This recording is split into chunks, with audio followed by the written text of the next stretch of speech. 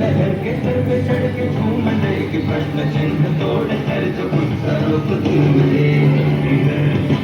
हो सकती है, हो सकती है, हो सकती है, हो सकती है, हो सकती है, हो सकती है, हो सकती है।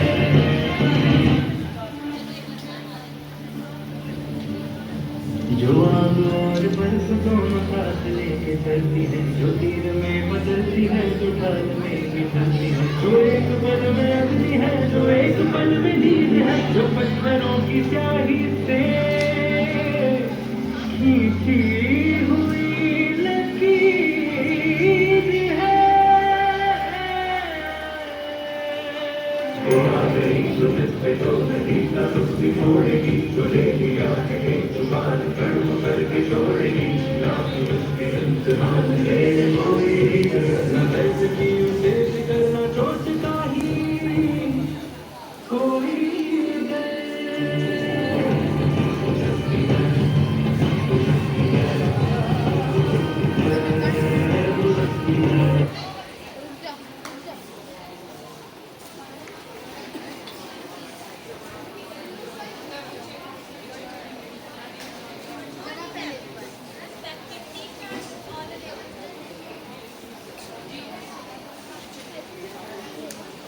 Everyone, respected teachers, honorable judges and all the fellow students. हम सभी का कोड नंबर E3 है। हम सब आपके सामने एक साइंस ड्रामा प्रेजेंट करने जा रहे हैं। The theme of this drama is Science and Technology for the Benefits of Mankind and the sub-theme is Women in Science.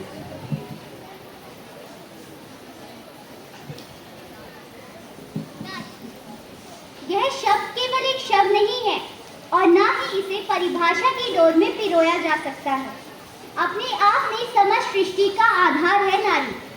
इस साइंस ड्रामा के माध्यम से यह एक छोटा सा प्रयास है विज्ञान के क्षेत्र में नारी के अविस्मरणीय योगदान को दिखाने का और यह साबित करने का कि रूढ़िवादी सोच, सामाजिक बंधनों और रुकावटों को पार कर सामाजिक जिम्मेदारियों को निभाते हुए इन्होंने न केवल अपनी एक पहचान बनाई है बल्कि आगे आने वाली पीढ़ियों के उज्जवल भविष्य के लिए प्रेरणा स्रोत भी बन गई है। आइए देखते हैं कि विज्ञान के क्षेत्र में नारी ने अपना किस प्रकार अभूतपूर्व योगदान दिया।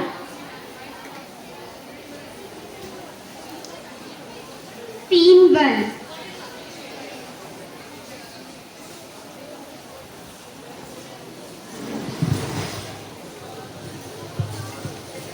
ये है मान्या। 1867 पोलैंड के वारसा में जन्मी, जहां पर उस समय रूस का शासन था। 5 भाई बहनों में सबसे छोटी, लेकिन जैसे प्रतिभाओं का समंदर उमड़ता हो इनमें। पिता विज्ञान के शिक्षक थे जो घर पर ही खोजबीन में लगे रहते।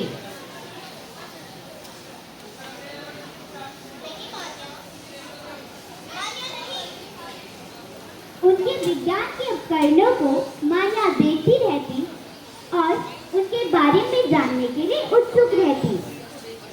पापा, ये क्या है? इससे क्या होता है? पापा बताओ ना, मुझे जानना है। बताता हूँ। ये है हमारे विज्ञान के औजार हैं। और रही बात इनका क्या काम है, तो ये हमें नई नई चीजों को खोजने में हमारी मदद करते हैं। विज्ञान के औजार, विज्ञान के औजार, विज्ञान के औजार। माँ, माँ, माँ मेरे साथ खेलो ना। माँ खेलो ना मेरे साथ। अरे मान्या बेटा, अभी माँ के पास नहीं जाना क्योंकि अभी उनकी थोड़ी तबीयत खराब है। माँ को तपेदिक है, संक्रमण से फैलने वाली एक बीमारी। वो अपनी बच्ची को प्यार तो करना चाहती है लेकिन विवश है। डरती है कि कहीं उसकी बेटी को भी नहीं। और एक दिन जिसका डर था वही हुआ। मान्या की माँ ने इस दुनिया को हमेशा के लिए अलविदा कह दिया।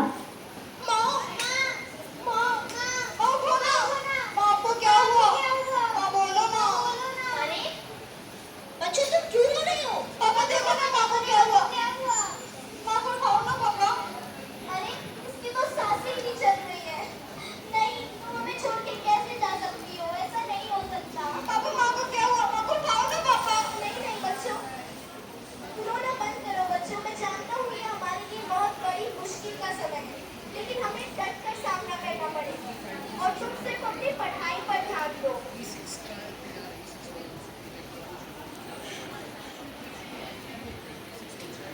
तरह मान्या का बचपन माँ के प्यार के बिना ही गुजरा।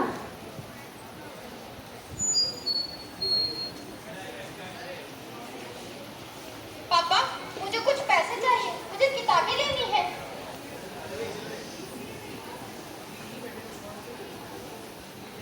लेकिन बेटा, अभी मेरे पास पैसे नहीं है। लेकिन कोई बात नहीं, मैं पैसों का इंतजाम करता हूँ। माँ के जाने का दुख और आर्थिक तंगी की मार। लेकिन किसी ने सच ही कहा है, जब इरादे मजबूत हो तो कोई भी मुश्किल इतनी बड़ी नहीं जो हमें आगे बढ़ने से रोक सके। मान्या ने संघर्ष जारी रखा और अपनी स्कूली शिक्षा पूरी की। पोलैंड में रूस का शासन है, लड़कियों के लिए कॉलेज जाकर पढ़ाई करना मना है। लेकिन सरकार से छिपाकर कुछ कॉलेज भूतल में चल रहे थे। मान्या और ब्रोना ने वहां जाकर अपनी कॉलेज की शिक्षा पूरी की। और फिर एक दिन दीदी, ऐसे कब तक चलेगा? हम ऐसे कब तक छुप छुप कर पढ़ते रहेंगे? दीदी, अगर हमें कामयाब होना है तो कहीं बाहर जाकर या किसी यूनिवर्सिटी से पढ़ाई करनी होगी। दीदी, क्यों ना हम एक काम करें, हम फ्रांस चले? तुम ठीक कहती हो मान्या, लेकिन क्या दीदी? हमारे पास इतने पैसे नहीं हैं कि हम दोनों एक साथ वहाँ का खर्च उठा पाए। दीदी, मेरे पास एक सुझाव है, क्यों ना हम ऐसा करें, पहले आप वहाँ जाओ और अपनी पढ़ाई करो। जब आपकी पढ़ाई पूरी हो जाए तब आप मेरी मदद कर देना और मैं आपके लिए यहाँ नौकरी करूँगी और आपकी पढ़ाई के लिए खर्च भिजवाती रहूँगी। ठीक है, तुम कितनी समझदार हो। ब्रोना डॉक्टरी की पढ़ाई के लिए पेरिस चली जाती है और मान्या आसपास के बच्चों को ट्यूशन पढ़ाती है। उनसे जो पैसे मिलते हैं वह उन्हें ब्रोना के पास भिजवा देती है।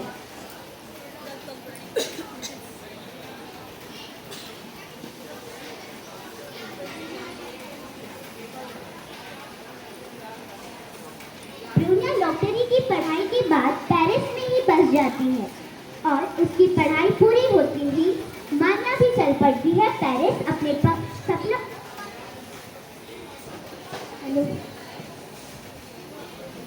आर्थिक हालात तंग होने के कारण वहां वह एक छोटे से कमरे में ही रहती। नए हवादार और एकदम सीलन वाला कमरा, ऊपर से रूह कपा देने वाली भयानक रानी, पढ़ाई का इतना जुनून कि खाने पीने की चीज का ध्यान ही नहीं रहता उसे। और एक दिन उसकी मेहनत रंग लाती है। हमें यह बताते हुए बड़ी खुशी हो रही है कि मैरी को एमएससी फिजिक्स में स्वर्ण पदक प्राप्त हुआ है और इससे भी खुशी की बात यह है कि मैरी इस सम्मान को पाने वाली फ्रांस की पहली महिला है।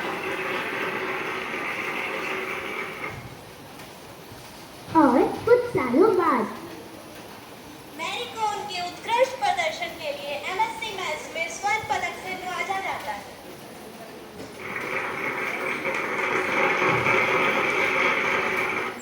सच में यह एक ऐतिहासिक पल था। और फिर इसके बाद मैरी केमिस्ट्री में पीएचडी करती है और फिर पीछे मुड़कर कभी नहीं देखती। 1895 में उनकी शादी फ्रांस के एक महान वैज्ञानिक पीरे क्यूरी से होती है और अब वो बन जाती है मैरी क्यूरी।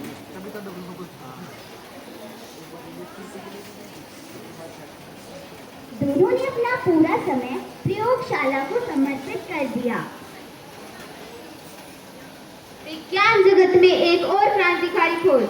जी हाँ, मैं बात कर रही हूँ मैरी क्यूरी और पेरी क्यूरी की, जिन्होंने मिलकर खोजे दो महत्वपूर्ण रेडिएटिव तत्व, रेडियम और पोलोनियम, जो चिकित्सा के क्षेत्र में एक मील का पत्थर साबित होंगे। अगले दिन सुप्रभात, आज की ताजा खबर। मैरी क्यूरी और पियरे क्यूरी को चुना गया 1903 के विश्व सर्वोच्च सम्मान नोबेल पुरस्कार के लिए, जो चिकित्सा के क्षेत्र में एक मील का पत्थर साबित होंगे।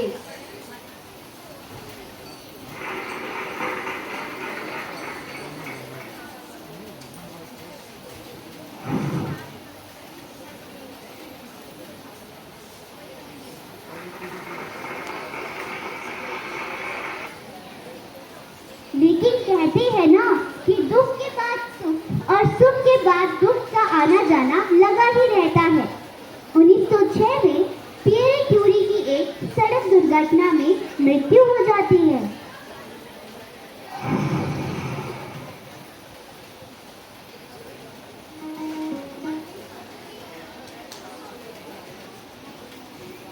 दुख की इस घड़ी ने मैरी क्यूरी को झकझोर कर रख दिया, लेकिन मैरी बहुत बहादुर थी। कोई भी विपत्ति उसे अपने लक्ष्य से डिगा न सकी। उसने अपने काम को जारी रखा जो पियरे क्यूरी अधूरा छोड़ गए थे। सुप्रभात। आज की ताज़ा खबर, मैरी क्यूरी को रेडियम के शुद्धिकरण के लिए चुना गया 1911 के नोबेल पुरस्कार के लिए। इतिहास के पन्नों में यह स्वर्णिम दिन हमेशा यादगार रहेगा। इसी के साथ मैरी क्यूरी बनी विश्व की पहली महिला जिन्होंने यह सम्मान 2 बार प्राप्त किया।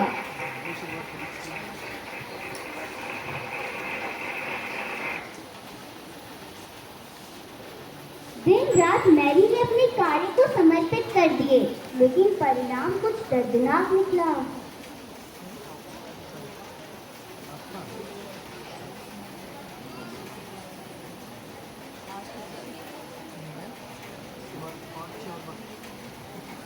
लगातार रेडियोएक्टिव पदार्थों के साथ काम करने की वजह से आपकी बॉडी रेडियोएक्टिव हो गई है, जिसकी वजह से आपको अप्लास्टिक अनीमिया हो गया। धीरे धीरे वह इतनी कमजोर हो गई कि बेड से उठना भी मुश्किल हो गया। लैब में लगातार रेडियोएक्टिव पदार्थों के बीच रहना, उनको अपनी जेब में रखना, इससे उनका शरीर भी रेडियोएक्टिव हो गया था और पुस्तकें भी। और 4 जुलाई 1934 को मैरी क्यूरी एक लंबी लड़ाई के बाद इस दुनिया को अलविदा कह देती हैं।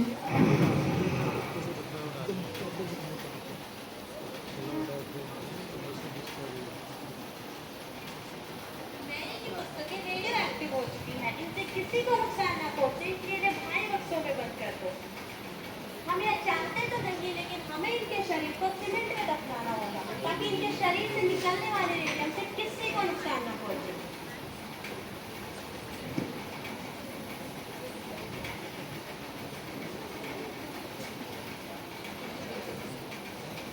और इस तरह अंत हुआ अमिट छाप छोड़ने वाली हमारी मैरी क्यूरी का। तुम्हें शत शत नमन।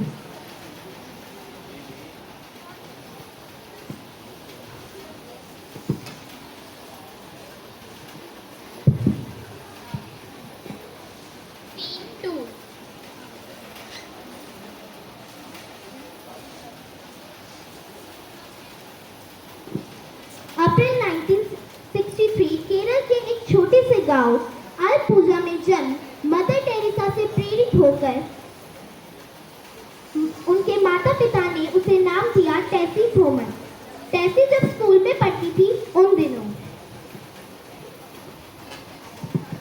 अपोलो 11 चंद्रमा की सतह पर उतरने वाला पहला यान होगा। 20 जुलाई 1969 को उतरने की संभावना।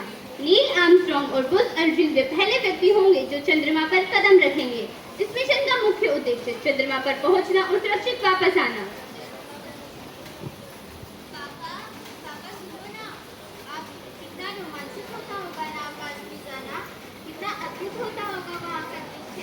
आप देखना, मैं भी आकाश में जाऊंगी, मैं भी अपना रॉकेट बनाऊंगी। पापा बेटा तुम खूब पढ़ो, हम तुम्हें तुम्हारा लक्ष्य प्राप्त करने में अपना पूरा योगदान देंगे।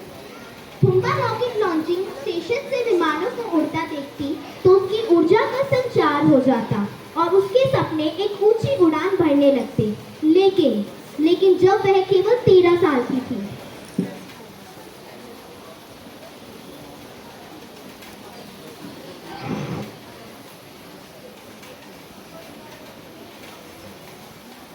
इसका पूरा शरीर लकवाग्रस्त हो गया है।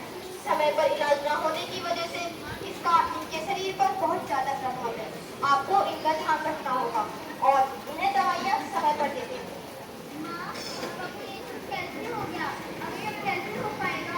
हमारी पढ़ाई का खर्च बाकी कुछ कैसे संभल पाएगा? माँ, सच बात है कि हमारी आर्थिक स्थिति इतनी अच्छी नहीं है, लेकिन तुम्हें इस बात के बारे में सोचने की कोई जरूरत नहीं। मैं तेरा काम में सब संभालूंगी, तुम बस अपनी पढ़ाई करो। लेकिन टेसी के हौसलों के सामने फिर कोई भी मुश्किल टिक ना पाई। त्रिचूर इंजीनियरिंग कॉलेज केरल से भी टैक की डिग्री प्राप्त की। गाइडेड मिसाइल्स में defence institute of advance technology Pune से एमटेक की डिग्री प्राप्त की।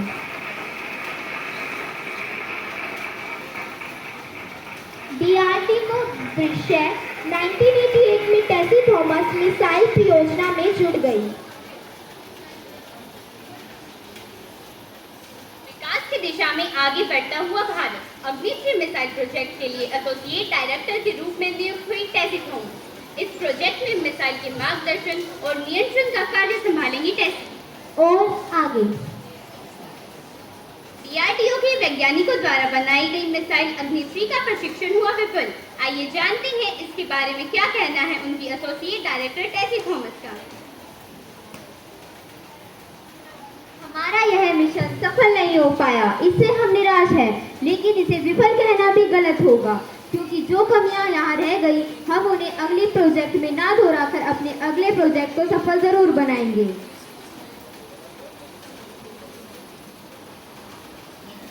नमस्कार, आज के मुख्य समाचार। अग्नि-5 प्रोजेक्ट के लिए एसोसिएट डायरेक्टर के रूप में नियुक्त हुई डीआरडीओ की महान वैज्ञानिक टेसी थॉमस इस प्रोजेक्ट में मिसाइल के डिजाइन, निर्माण और अचूक प्रशिक्षण का कार्य संभालेंगी। टेसी जैसा कि हम सब देख ही रहे हैं कि महिलाएं किसी भी कार्य को करने में पीछे नहीं है, वो हर एक कार्य को करने में समक्ष है जो पुरुषों के लायक समझा जाता है।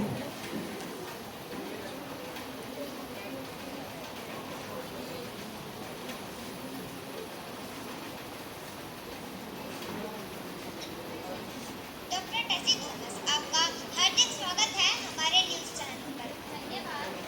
आइए मिलते हैं टेसी थॉमस जी से और जानते हैं कि उनका क्या कहना है उनको मिली इस नई जिम्मेवारी के बारे में। मैं बहुत खुश हूँ कि देश ने एक बार फिर मुझ पर अपना विश्वास दिखाया। मैं उन्हें अपने लिए यही कहना चाहूँगी कि मैं और मेरी टीम इस प्रोजेक्ट में अपना पूरा समर्थन देंगे और इस प्रोजेक्ट को सफल बनाने का पूरा प्रयास करेंगे। धन्यवाद डॉक्टर टेसी। टेसी थॉमस वैज्ञानिक टीम को संबोधित करते हुए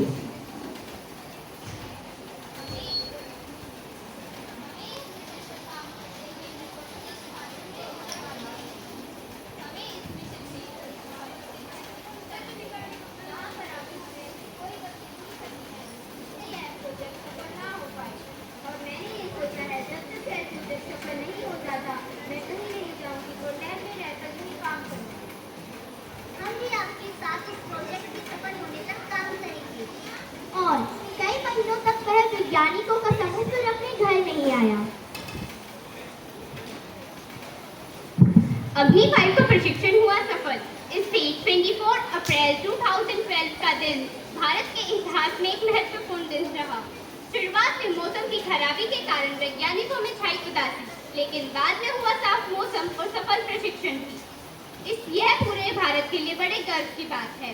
5000 किलोमीटर मारक क्षमता वाली अग्नि-3 के सफल प्रशिक्षण से भारत का नाम ICBM धारक देशों में हुआ शामिल।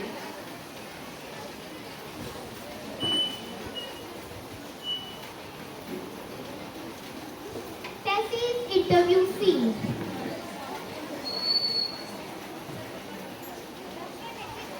एक बार फिर आपका हार्दिक स्वागत है हमारे न्यूज़ चैनल। धन्यवाद। डॉक्टर टेसी, हम आपसे जानना चाहते हैं कि आप इस सफलता का श्रेय किसे देना चाहेंगी? मैं इस सफलता का श्रेय अपनी टीम को देना चाहूँगी। मैं अपनी टीम के बिना कुछ नहीं कर सकती कि मेरी टीम ने मेरा पूरा साथ दिया, इसलिए मैं इस सफलता का श्रेय अपनी टीम को देना चाहती हूँ। आपके लिए कैसा अनुभव रहा? मेरे लिए यह अनुभव बहुत अच्छा रहा। हमने जो कमियां अपनी टीम में रह गई थी उन्हें ध्यान में रखकर यहाँ पर वो कमियां नहीं दोहराई और हमने इस प्रोजेक्ट से बहुत कुछ सीखा। आप महिलाओं को क्या संदेश देना चाहेंगी? मैं सभी महिलाओं को यही कहना चाहूँगी कि हर महिला के अंदर एक असीम शक्ति छिपी रहती है। हमें उस शक्ति का पता लगाना चाहिए और उस पर कार्य करना चाहिए और हमें अपने दृढ़ संकल्प और आत्मविश्वास के साथ कार्य करना चाहिए। खुद को सशक्त बनाना चाहिए और सशक्त होना चाहिए। एक सशक्त महिला अपने परिवार, समाज, समुदाय को सशक्त बनाती है। धन्यवाद। धन्यवाद डॉक्टर टेसी। यह बात